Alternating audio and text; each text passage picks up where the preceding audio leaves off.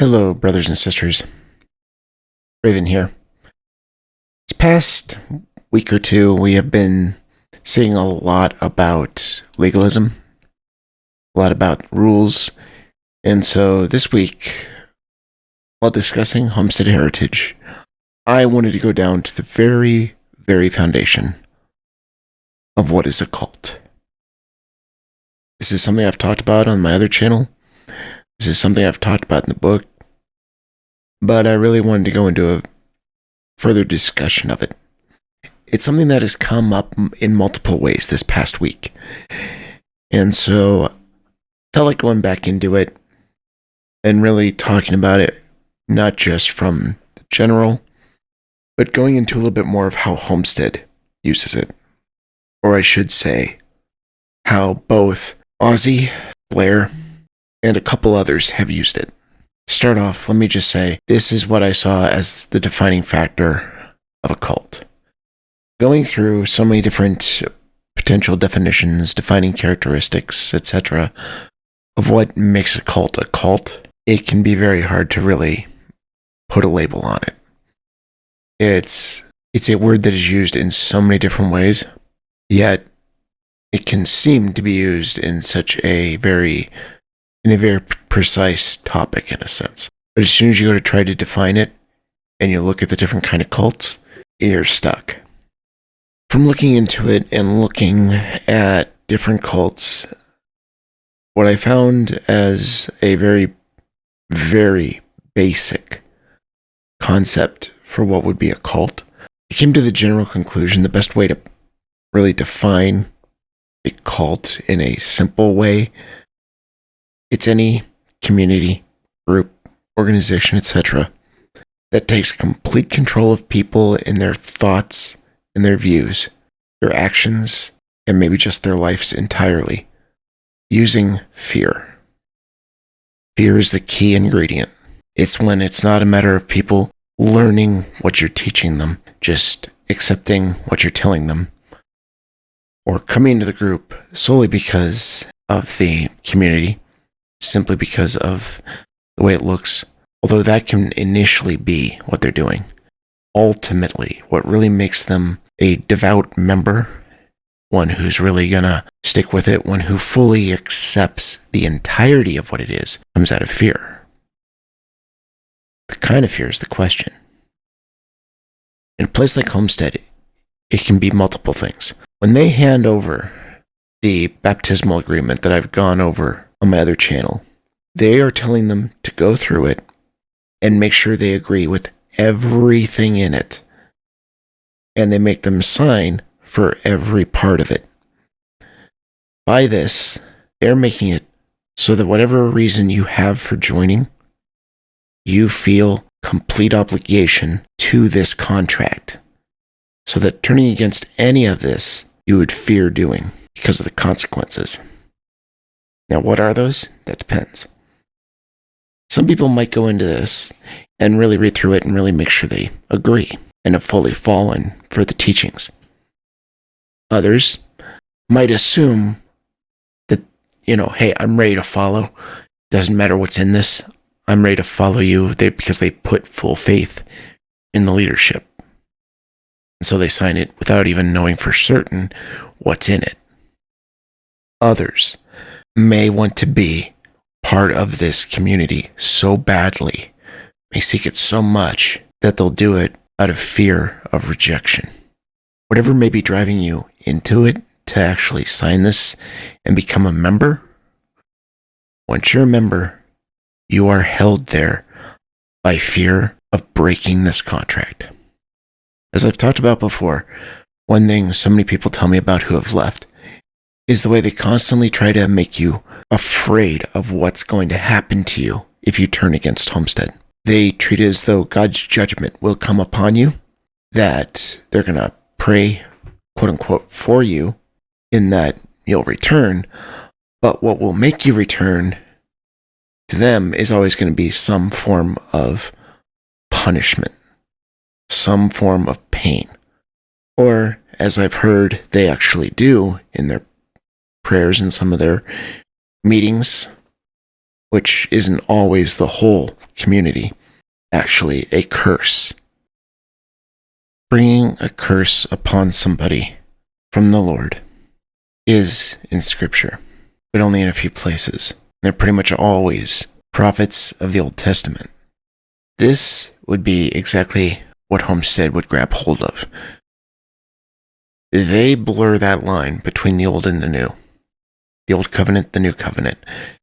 They really mess with what is the New Covenant, what is the Old Covenant, what are their goals, what are their differences, etc. And so in that, they really twist this. And they try to make it like these curses are a good thing. I do think there can be a way the Lord uses it. But one thing I find interesting is you think about when Jesus does it. There's an example. He did it to an olive tree. He didn't do it as judgment on a person. Even in the Old Testament, most of the time you see any kind of curse, it's not on a person. It's on a people.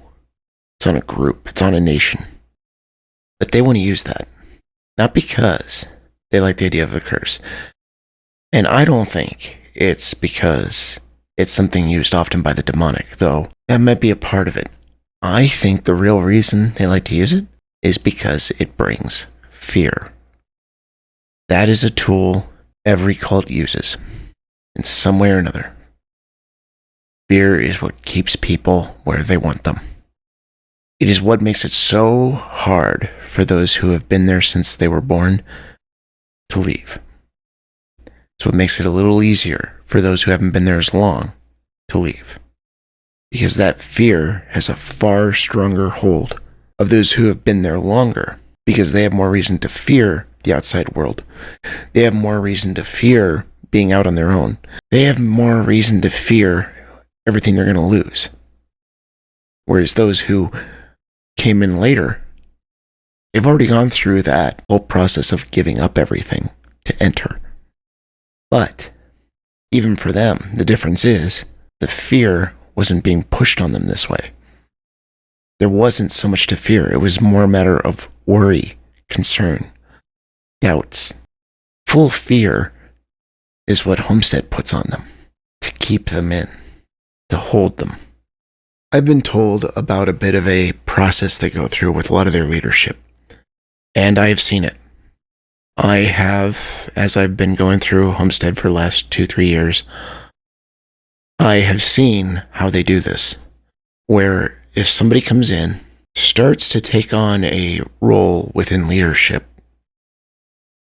they'll be sort of lifted up in a sense, encouraged, strengthened, but then put under much restraint and or judgment to cause fear, put them in their place, and make sure they're going to hold themselves to a very high standard. And then after that, after they've sort of hit a reset button, so to speak, and put this new leader in their place, they then have a very high standard that they have to follow. Because from what I've seen and heard, these bits of judgment that come out are the tiniest, smallest little things. And these judgments are used to make it where they're going to have to hold themselves to such a high standard to stay in this position. It's going to be even harder for them to try taking anything up higher than this. And when something that small is a problem, imagine the fear that's going to be in them with the other things that might come out, the other issues in their past that might arise, and the secrets that might come out. Because this is something we've already seen. They do this a lot. Where past mistakes, it doesn't matter if you've already apologized, asked forgiveness, shown remorse, etc. No. As soon as you do something wrong, all the stuff of your past is going to be brought back out. To them, it's not something where Jesus has washed it away. It's to them as though you've put a patch over it to hide it. And anytime you stumble, every last patch you put on is going to be torn off, and it's all exposed again. So it keeps you under such a tight rope that's put there by yourself that they may put there, but you hold it down yourself. You keep it tight because it's your fear that's going to control you, not them directly, but through your fear.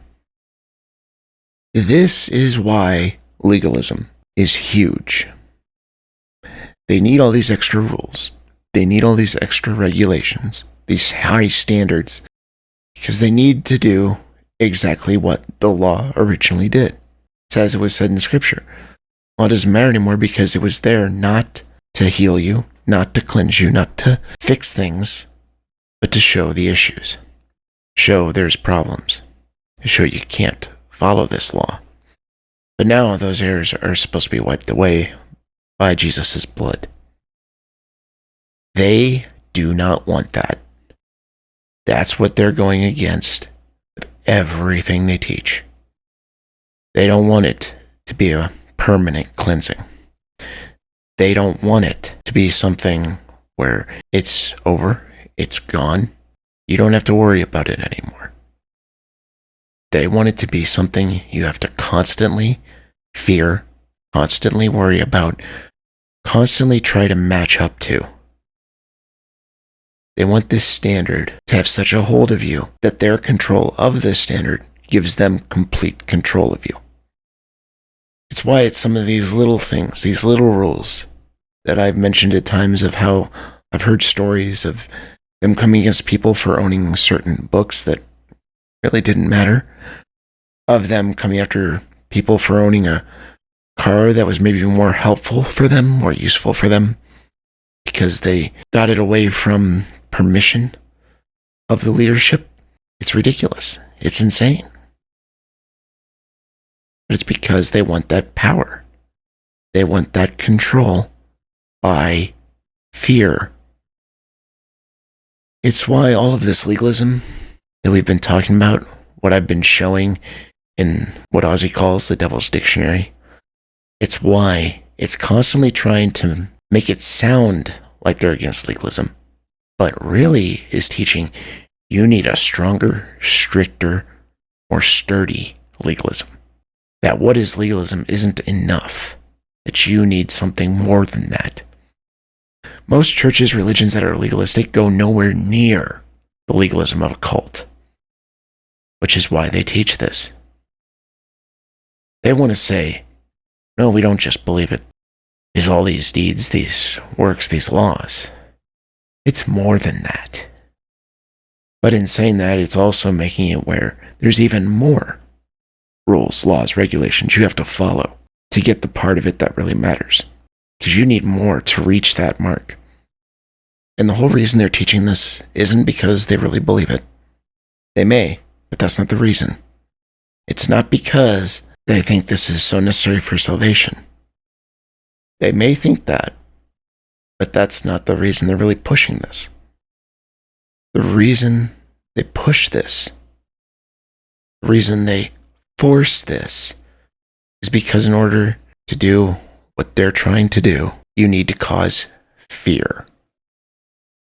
If you just go and offer these teachings to people, just tell them, hey, this is what the Bible teaches, this is what it says, and let them figure it out, you're not stirring up that fear. If they just believed these things and simply taught them, they wouldn't be causing as much of the fear. And what fear was caused wouldn't give them control. No, they do it this way. They push it this way because they need that control. It's why even the higher leadership puts any new leadership through these tests, because they still need even control of them. My prayer is this is where they make their mistake. As I was saying earlier, it's much easier for the people who have joined later to leave than those who were born there, because they already went through that kind of change when they joined. I have friends who are there who already went through this change twice. Once because they decided they wanted to separate from the world. They wanted to separate themselves from the way of the world, which I could, to an extent, appreciate. And then they did it again because they decided to join Homestead. Having done it twice, a third time may not be quite as hard for them as it would be for others. Difference being, now they've got a lot more fear on them. But I can say, from what happened, that fear was already used. Maybe not a lot, maybe nowhere near as much as a cult usually would use it, but it was there. Because of fear of what was coming, fear of the judgment coming upon the world. It's why end times can be a great thing to talk about, great thing to teach, and a terrible thing to teach. Are you doing it to give warning and give hope? Or are you doing it to cause fear, stir panic? Because that's definitely what Homestead does. It keeps its teachings about the end kind of under wraps. It comes out with them every now and then. But it doesn't do it quite as loudly and boldly. Because when it does, it's stirring nothing but fear. Unless you're in Homestead. I could go into a lot of how this is unbiblical, but I don't want to go into that tonight. I might go into that another time, but right now, just want to stick to talking about what Homestead is doing, what they're practicing. So what this does, these rules you have to follow, these goals you have to keep in mind, what you're aiming for, everything that Homestead is being built to do, will never be fulfilled until the end times. Which makes it so that they can really keep a hold of people while still making people believe they can reach this goal. So even within the motivations of what good or great thing could come, of what great goal they may be trying to reach, even that you're being pushed toward, not with hope, but with fear. Fear of what would happen if you don't. Fear of the Lord is the beginning of wisdom. You fear Him. If you put all your fear on Him, not on anything else, you can start to find your way out of it. You can start to find a way to keep that incorrect fear from controlling you, controlling what you believe, what you think, controlling what you do. That's why it's the beginning of wisdom. Because you're no longer letting fear of things of this world, fear of those who want to control you, from having any influence on the way you think. That's what a cult doesn't like. Because it's all about absolute control. It is why I have received multiple warnings, multiple emails or texts of concern, because people are afraid. Not just for themselves, but afraid of what Homestead might try doing to me. And I've mentioned this before. I am not going to let that fear control me the way they use it to control their followers. I am not going to follow this cult. I will fear the Lord, not the teachings of men. And for that reason, I'll follow His rules, not theirs. And that is what I think is so great about the way it is now. If you go and you'll look in at the New Testament, what it talks about when it talks about rules, there's very few. There's only a couple here and there. And when it gives them, it's certain things you shouldn't do. Whereas the law is a ton of things you need to do. Practices you need to follow. Patterns you need to follow. Ways things need to be done. The only thing in the New Testament that gives you a certain thing you need to do is when Jesus is asked, what is the most important law? He gives two. Love the Lord your God with all your heart, mind, and soul. Love your neighbor as yourself. Love. That's it. That's all there is to it. Love. Trying to make others fear you is definitely not love. Something I have had to start dealing with recently is PTSD. I will say I'm lucky because for me, what it affects, where it brings in the fear, is around a very narrow subject. Doesn't bring anything constant. It doesn't mean anytime I see something or near it, I fear. But whenever I do certain things or I try to get involved in certain activities, it'll bring it and a lot of anxiety. And right now I'm trying to get some help because I need to defeat this because it's restraining me. It's keeping me from doing what I need to do. This fear is keeping me from being able to do some things I haven't done in a long time. And I can tell you, I know I shouldn't. I know it's not something that I really need to fear.